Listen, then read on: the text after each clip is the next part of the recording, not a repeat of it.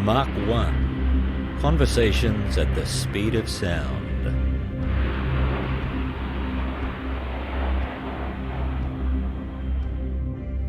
Well, we're about to do some fabric work on the tiger moth. This morning I spent some time walking out on the wings of the Orion, just doing a bit of rust stuff on the bolts, because being near the sea breeze it wears and tears a bit. We've done a bit of ventilation on the Orion as well. I'm just trying to think of what else. Did a bit of a brief stint on engines and sandblasting, painting, actually pulling apart engines and figuring out how they work. I've also borrowed out some textbooks here at the library, which is also really helpful. So while you kind of see things and you think, okay, I'm trying to process this, you can go home and pull out a textbook that you can borrow, and it brings it all together. The voice there of 20-year-old restoration workshop volunteer Emily Hocking. You're going to hear more from Emily in a moment. Hello and welcome to this episode of Mac 1, the podcast of the Queensland Air Museum Caloundra. My name is Gary Hills and I am delighted to welcome you to this episode. You're going to hear more from Emily. You're also going to hear from our Restoration and Conservation Manager, Rick Wilkins, who will describe to you the kinds of things that the volunteers in the workshop are doing and the kinds of opportunities that might exist for you. Yes, you, dear listener, no matter your age or your gender, and there are possibilities that exist for you that you might want to pursue. Before we get to Emily, though, I recently sat down in the studio with two of the Sunshine Coast councillors, Deputy Mayor and Division 1 Councillor Rick Baberowski and Division 2 Councillor Terry Landsberg, to just acknowledge a grant that both of them made available to the Queensland Air Museum recently, which will go a long way towards helping the Queensland Air Museum preserve some of the stories of those who have gone before in aviation, and whose stories, to be quite frank at this point, have never been chronicled.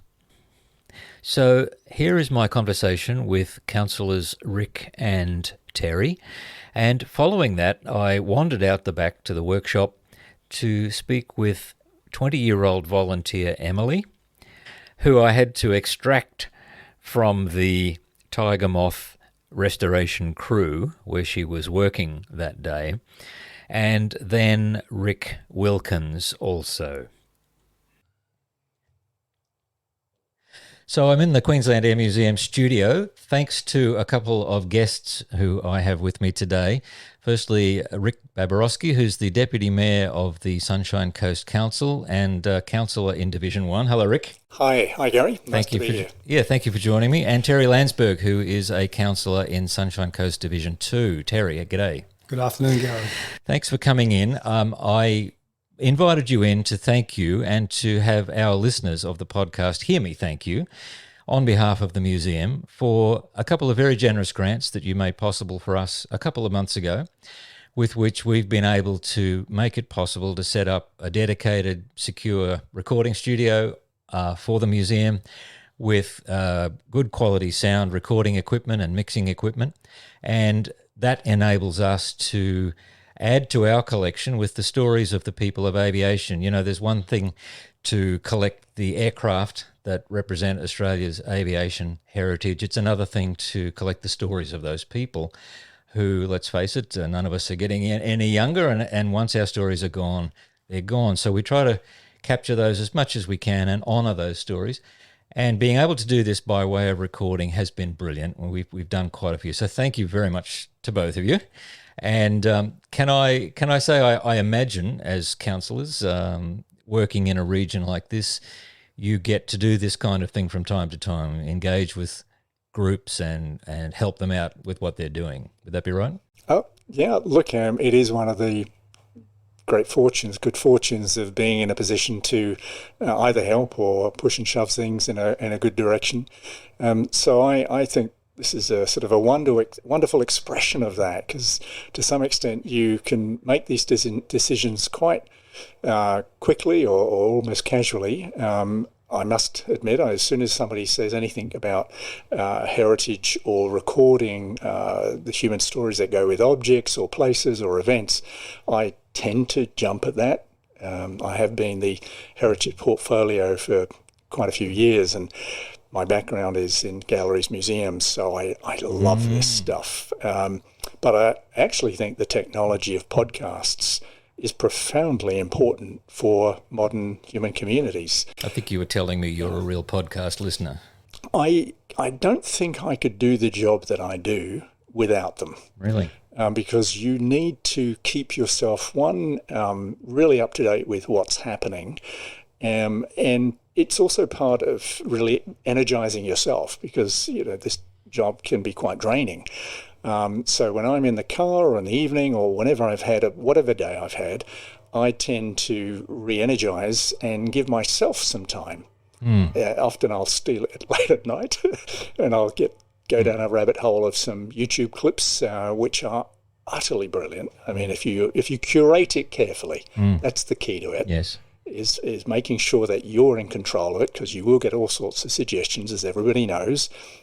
You create your pathway, and you can pull down the highest quality of information now via podcasts or YouTube clips, and it's imaginable. Free. And it's free. Amazing, yes. All you have to do is put up with a few ads. So, Terry, how does this fit with you? I mean, you're a new councillor. This is your first term as councillor. Congratulations, by the way. And what are your reflections on that, fitting in with the community, being able to help out with things that are happening? Yeah, great question, Gary. Look, I wanted to become a councillor for my previous support that I used to do in the community sector, and it was probably, I actually gathered more appreciation from my own small business, so engaging directly. And this has been a wonderful opportunity to support so many non-for-profit clubs and sporting clubs and people, that mums and dads that are out there just trying to promote, better activities for our region. And this is a perfect example of a non-for-profit club running an amazing facility out here, recognising a rich aviation history and the ability to record it. And, for our younger generation as well, I think that's extremely important in this day and age. We have a young girl, 20 years old, named Emily. She doesn't mind me saying that because I've already recorded her story, but she came in here one day after having a pilot's license, a flight for 1 hour. She wandered over here.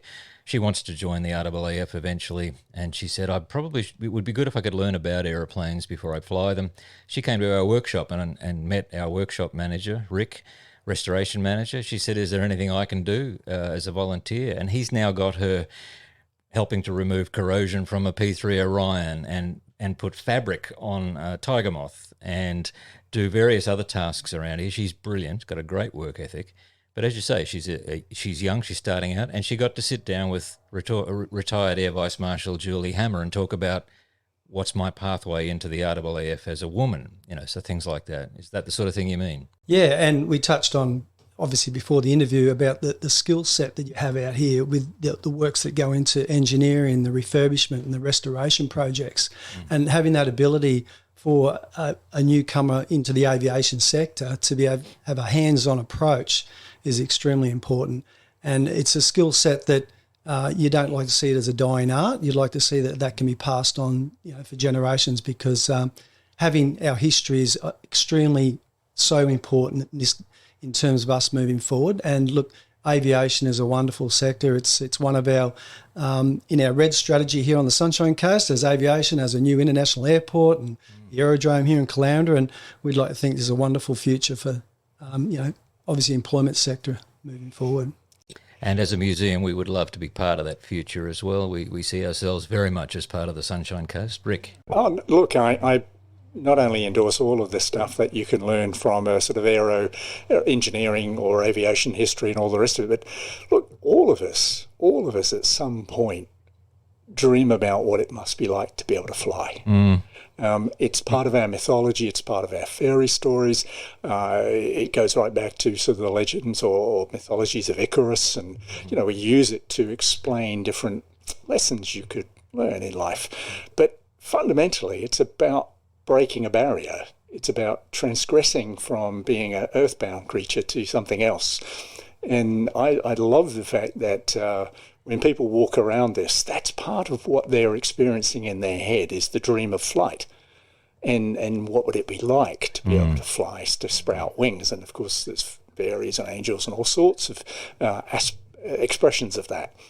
But we made it real, through our imagination, and then, problem by problem, problem solving by problem solving, we developed a technology that would allow us to break the bounds of being an earthbound creature. And that's pretty impressive.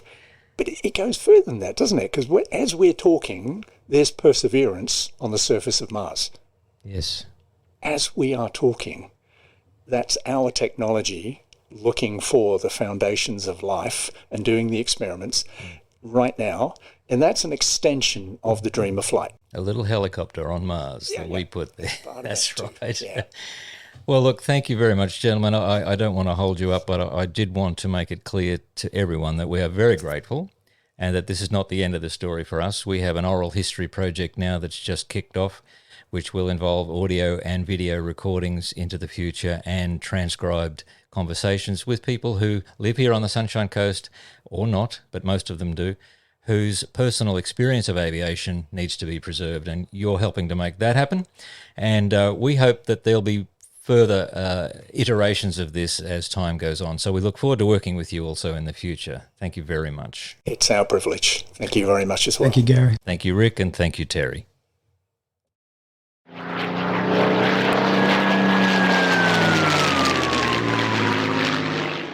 Volunteering can be good for your physical health and mental well-being.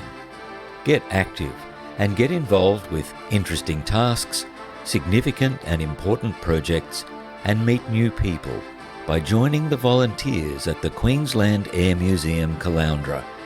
We're all volunteers here. Whether it's in our restoration workshops and our aero engine shop, restoring and maintaining airframes and engines, as well as our grounds and buildings, or in our library, boasting one of the largest and most significant collections of RAAF materials in Australia, with tens of thousands of items to be catalogued, administered and cared for.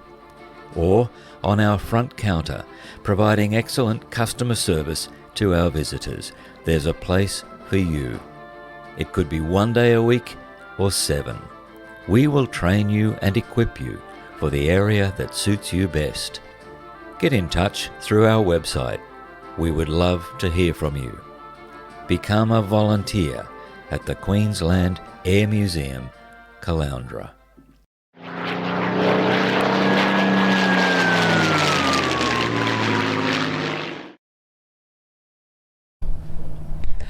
Well, I'm at the QAM workshops today with one of our volunteers, Emily Hocking. Hello, Emily. Hi, Gary. How you doing? Good, thank you. Thank you for asking, and thanks for giving me the time. I know you're very busy. I've just pulled you off the Tiger Moth crew, and you can tell me a bit more about that in a minute. But just to get started, tell me where you're from and what is your interest in aviation? So I'm from Bray Park, so that's think Petrie sort of area. In Brisbane. Yeah, in Brisbane. And I'm wanting to go into the Royal Australian Air Force. So I want to go in as a pilot or something as aircrew if that fails. And I figured if I get involved with the museum, I can learn a bit from the people who are veterans here, as well as people who just have an interest in aviation, learn a lot about planes and how they work before you actually fly them.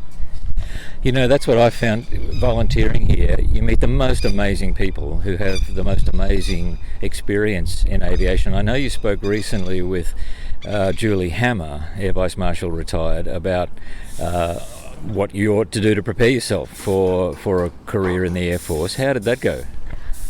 That was pretty cool. I just kind of rocked up to lunch break, and Rick pulls me aside and he goes, "Oh, so we reckon we'll get you to chat to Julie in a little bit." And I was like, "Oh, okay." And I ended up talking to Tony and Pedro, the guys on the Orion, and they said, "Oh yeah, she's a former Air Vice Marshal." And I was like, "Excuse me?" And I quickly looked her up and read a bit about her, and I was like, oh, okay, I've got to prepare myself to be an Air Vice Marshal. You go straight to the top here, that's for sure. I mean, yes, as you now know, Julie has a stellar career, literally stellar, 2 stars. And I'm glad you were able to have a chat to her. So she gave you some tips and some pointers about where to go from here. Yeah. And there are, as you say, other people here who have different kinds of experience, ground crew as well as air crew. Now, what kind of jobs have they put you on here? Oh, well, we're about to do some fabric work on the Tiger Moth. This morning I spent some time walking out on the wings of the Orion, just doing a bit of rust stuff on the bolts, because being near the sea breeze it wears and tears a bit. We've done a bit of ventilation on the Orion as well.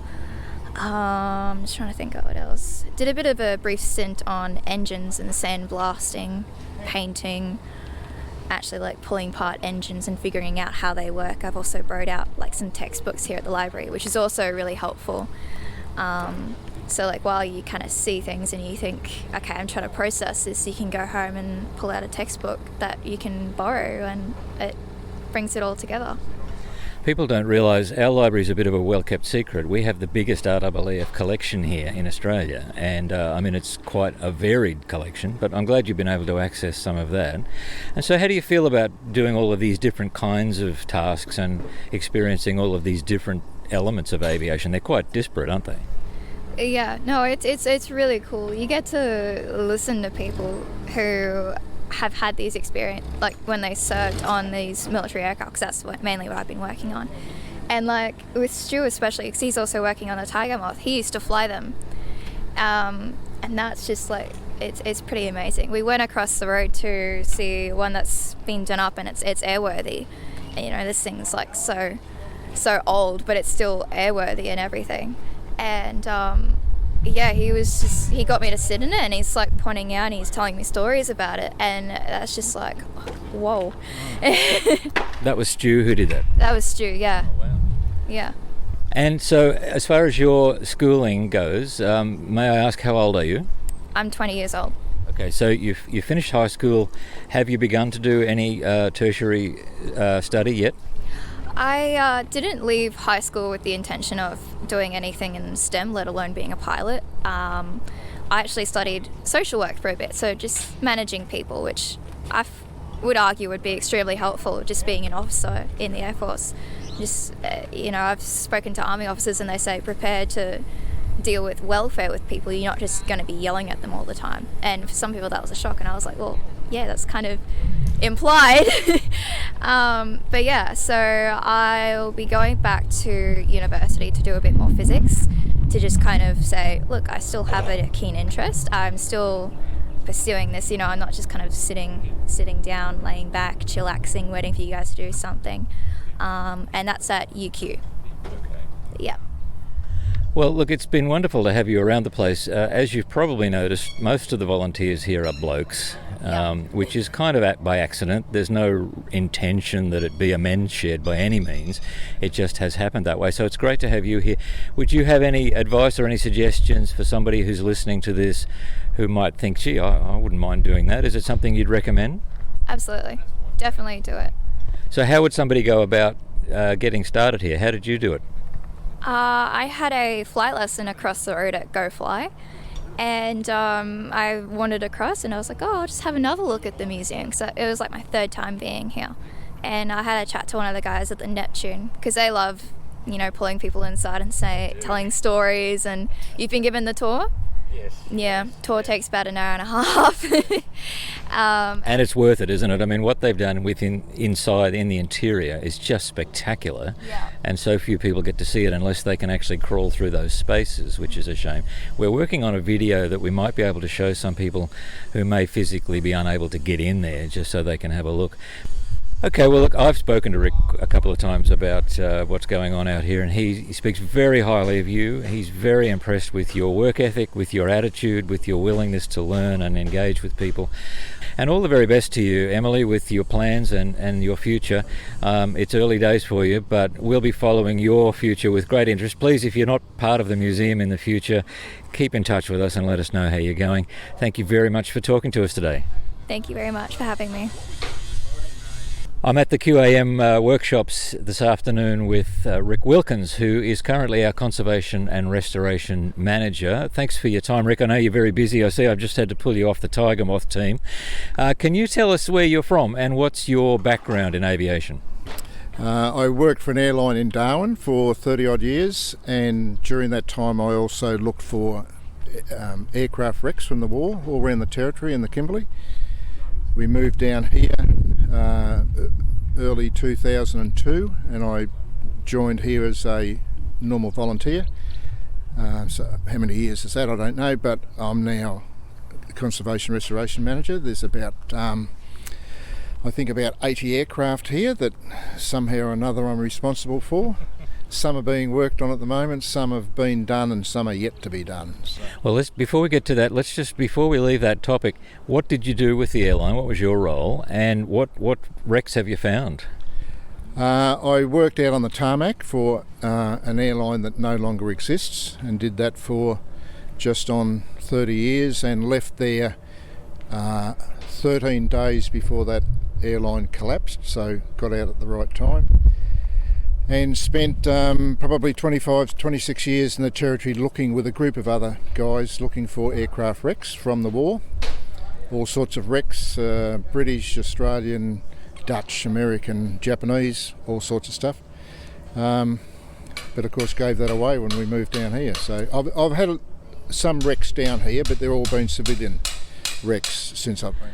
So your role here as Conservation and Restoration Manager, obviously, is it as obvious as it sounds? You're involved in keeping these aircraft and airframes up to scratch so that people can have a look at them? Yeah, I started a conservation program. There had been no conservation on aircraft for years, but I've just started that so that there is maintenance on aircraft that have been done. The result of not doing it, we have aircraft that have been restored but are on death's door at the moment because they haven't been maintained over the years.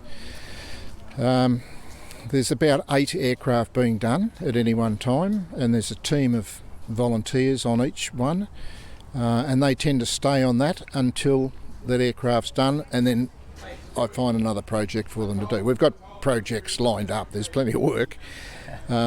We've mentioned the Tiger Moth. What else is being worked on at the moment? The F-27 is ready to be lifted into a new position. That's all been undercoated and primed. DC-3 is having a lot of work done on it. The Orion is finished, but it's being conserved. We're actually air conditioning that for conservation reasons. The Neptune's being worked on. The Drover, which is the next Flying Doctor aircraft, that's being done. But there's also work. We have machinists that, produce items for us. We're looking for spray painters. We haven't got any painters at the moment, which is a bit desperate. There's a number of aircraft, and you don't have to be a qualified tradie to do it. If you come in, there's a guy who started the other day on the Spitty who's not a tradesman, but he's mad on Spitfires, so we put him on the Spitfire replica, and he'll pick up what trades is necessary to get that replica finished. Now, we're all volunteers here. I'm not sure that everybody knows that. So you're looking for more volunteers, particularly people who are comfortable with tools and trades, but can somebody come in if they're simply interested, like you mentioned that gentleman with the Spitfire? Yeah, absolutely. We've got people here that were, one was a bookkeeper, one do all sorts of jobs, but their prime interest is aviation, and they like to get their hands dirty and work on aeroplanes. That's fine, because they'll be put in a position where they're taught and shown, and they're not working on their own. They'll be with other guys on that aircraft. They'll pick it up and they'll become good at it. No, it's not necessary to be qualified by any means. Sounds wonderful. And mostly the guys are in here on a Tuesday and Wednesday, even though some of them come in other days. So what's the arrangement then with the number of hours somebody puts in, or the number of days they come here? How does that work? We have a volunteers list. The majority of those volunteers don't actually are hands-on. The list of volunteers that do something is fairly small, but Tuesday, Wednesday is the main day, but if they can be here Thursday and I perhaps come in again Thursday and get it sorted, they can work Thursday. We work about 5 hours a day, I suppose. We have depends on who you are, whether it's a long or a short morning tea, but we have morning tea and lunch here. Blokes go home, but it's about a 5 hour day, 6 hour day. So, and you work at your own pace, what you're capable of doing. So you don't. 5 hours a day is about what we work. Okay. There's no pressure on anyone to do that. We have some volunteers who come in and just wash aeroplanes. There's 2 young blokes that come in on a weekend day and wash aeroplanes. It's what people want to do. I don't believe if somebody comes in here and wants to do, for example, a Spitfire, then I wouldn't put him on the F-27 because that's not where he wants to go. So I try and put people where they want to go. They don't necessarily have to be skilled at what's going on, but they'll pick it up, they'll learn it. Now, I spoke to Emily earlier. She, at the moment, as far as I know, is the only female in the workshop. Good on her, she's doing a fantastic job. Well, what if there's a lady listening or a girl listening who thinks that's just for me, but it's all blokes? Am I welcome? What would you say to her? Absolutely. We had a lady up until recently worked out here in the paddock who originally worked on the front counter but wanted to come out here. So she was here about 18 months and fitted in and did a fantastic job. It was a loss to the museum when she left, I've got to say. But if it's female and she wants to come in and work out in the paddock, that's fine. It's, anybody's welcome. Anybody's welcome. I remember, just to back that up, I remember when I introduced you to Emily or when I brought her over to meet you at the workshop, I was impressed with how, I could tell she was going to be looked after. She was going to be guided and directed.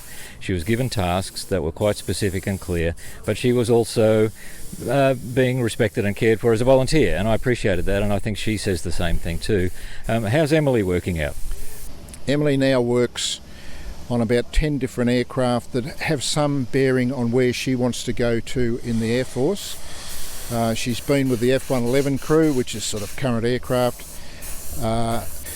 She spent time in the Mirage, she's spent time in the Orion. With the engine room, she actually sat in the cockpit of an aircraft while we ran the engine. So she's had all sorts of experience. We're a bit limited as to who we can do this for. I think they have to be a member to start. They have to be well on their way to in the process of enlistment. And they have to be sort of aimed at tech crew, so pilots, navigators, air traffic control, weapons officers, whatever the title is currently. So I guess the word is, this is an all-volunteer organisation. It's unique, it's a wonderful collection, and it needs more attention and more resources. So if you're listening and you find the idea of volunteering interesting to you, and you can only come in 1 day a week, or you can come in 7 days a week, it's whatever, let us know. Get in contact with us through our website, and we'll introduce you to Rick and the guys in the workshop and just see how that goes. But we would love to hear from you. Thank you very much, Rick. My pleasure. So that's our episode. Thank you once again very much on behalf of the Queensland Air Museum and the broader Sunshine Coast community to Councillors Rick Baberowski and Terry Landsberg for their very generous support and specifically the grant that they made available to us to be able to establish our recording studio. Some very exciting things happening.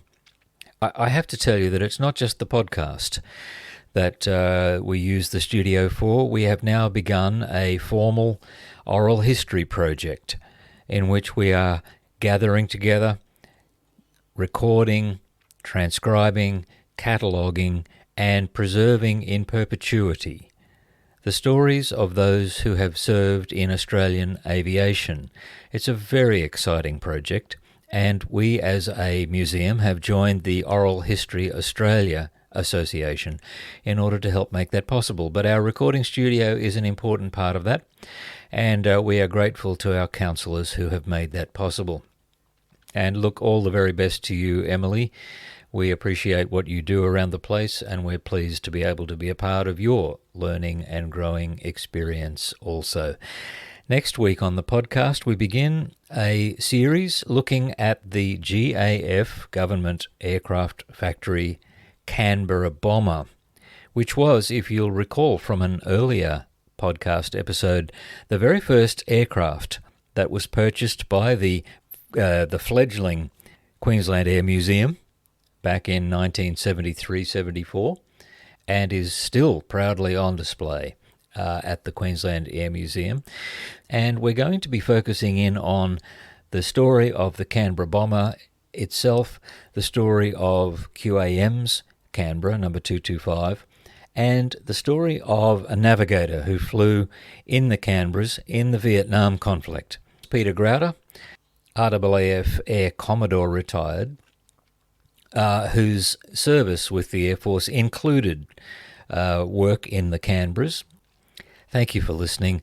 We love to know you're there. We would love to meet you. So don't forget, we're open from 10 till 4 every day except Christmas Day and Easter Friday. Come and see us soon. Bye for now.